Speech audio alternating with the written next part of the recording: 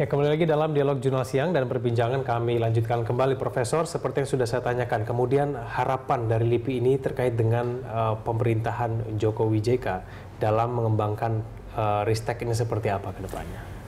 Ya, tentunya dari komunitas peneliti yang kita selalu bergelut dengan penelitian selama ini, harapan kita terhadap pemerintah itu dari dulu supaya dunia penelitian dan pengembangan iptek itu mendapat perhatian atau kalau bisa itu mendapat prioritas. Gitu.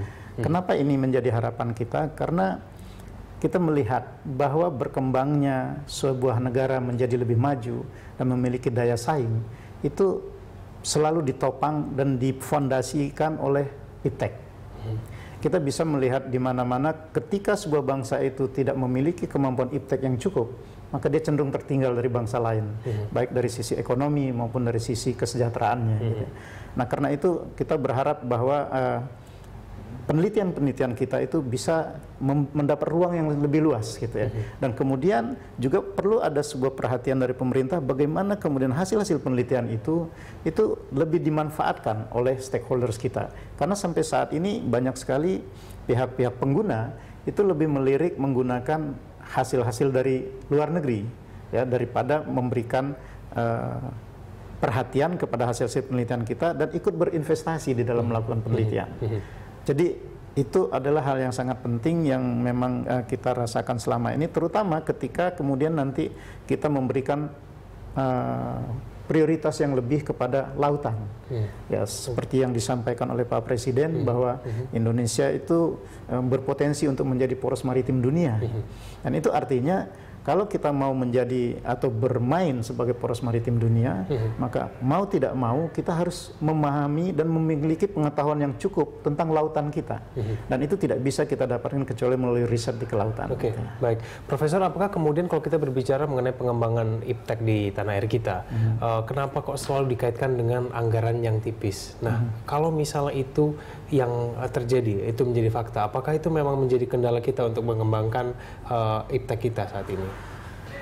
Kita tahu bahwa melakukan riset itu perlu beberapa komponen yang sangat mendasar. Ya, kita perlu namanya SDM. Ya, sumber daya manusia kita haruslah sumber daya manusia yang memang memiliki kapasitas dan kualitas untuk melakukan riset. Yang kedua, kita membutuhkan infrastruktur. Kita membutuhkan peralatan-peralatan penelitian. Karena tanpa peralatan penelitian itu ya kita tidak akan bisa melakukan penelitian. Dan yang ketiga itu adalah program-program yang fokus. Gitu. Nah, di dalam konteks mengadakan peralatan penelitian, kemudian program-program ini yang untuk melaksanakannya itu tidak bisa dilepaskan dari anggaran. Bagaimana kita bisa menghasilkan riset-riset yang berkualitas atau kita bilang yang world class kalau sarana prasarana penelitian kita itu sangat terbatas, yang ada juga unjuk kerjanya sudah semakin menurun, dan itu tidak mungkin bisa menghasilkan data-data yang akurat yang bisa kemudian menghasilkan temuan-temuan yang memang signifikan, gitu. Nah, jadi anggaran adalah sesuatu yang dibutuhkan untuk ini, ya.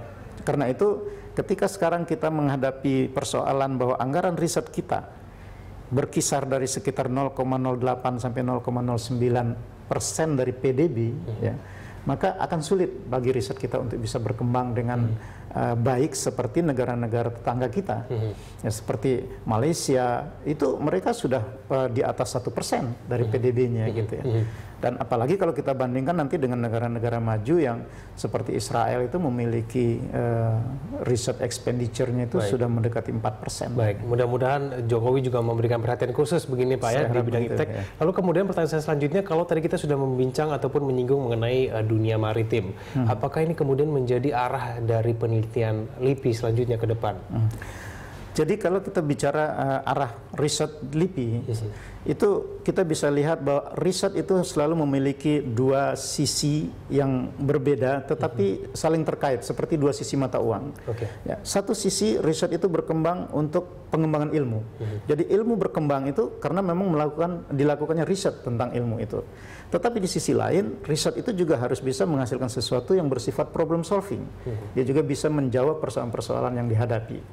Nah, selama ini itu kita lakukan, gitu ya. Tetapi karena kita memiliki keterbatasan di dalam anggaran, riset kita kebanyakan selama ini di terestrial. jadi selalu di daratan. Kenapa? Karena kalau kita mau bermain di lautan, kita butuh banyak sekali biaya. Kita punya 2 kapal riset, ya. Satu kapal riset itu namanya Barunajaya 7, satu Barunajaya 8. Nah, dalam 1 tahun kapal riset kami itu yang Barunajaya 8 itu hanya mendapatkan alokasi dana untuk hari layar itu hanya 20 hari layar per tahun. Jadi kita bisa bayangkan bagaimana kita bisa mengeksplor lautan kita. Minim sekali. Ya, bagaimana kita bisa memahami dengan mengumpulkan semua data-data di lautan itu.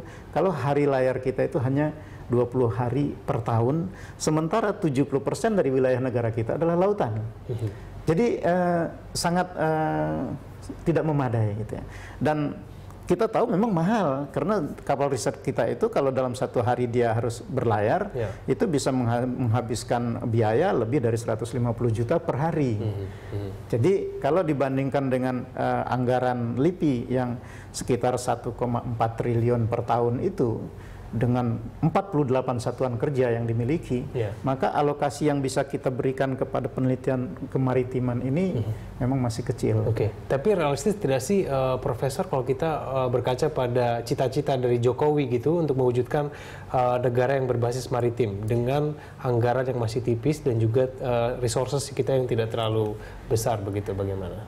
Ya, saya berharap kalau kita bicara tentang kedaulatan kita di maritim gitu ya, kedaulatan kita di laut, tetapi tidak ada perubahan di dalam konteks penganggaran ataupun perhatian terhadap riset-riset kelautan, saya kira dari sisi riset saya mengatakan bahwa sulit kita untuk bisa berperan gitu.